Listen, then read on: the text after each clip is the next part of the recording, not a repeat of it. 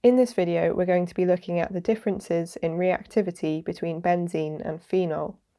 So benzene does not react very readily with bromine. In fact, if you want to get this reaction to work, you need to add a halogen carrier like FeBr3 to catalyse the reaction. And this will give you a benzene ring with a single bromine attached. On the other hand, phenol will react much more readily with bromine. So it reacts with 3 lots of bromine to make this product, where we have the OH and then 3 bromines attached.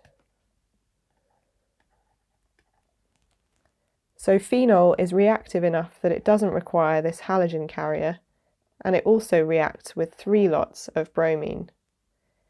So how can we explain these differences? Well, we need to look at the role of the oxygen lone pair in phenol.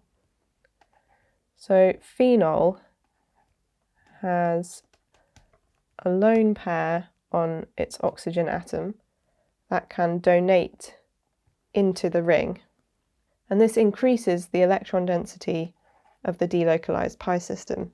So if we look at this in terms of orbitals,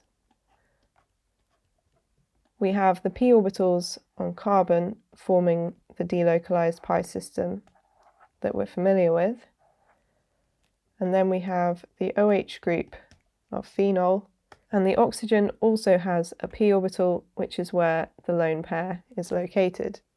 And now you can see that everything is in the right orientation for the oxygen lone pair to interact with the rest of the pi system.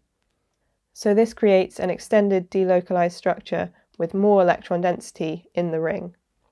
And more electron density means it's going to be more reactive towards electrophiles like Br+ and NO2+. So this is why we don't need a halogen carrier to add bromine, and why the bromine adds multiple times. If you found this video helpful, please like and subscribe. My next video is all about directing groups on benzene, so if you want to check that out, there'll be a link in the description.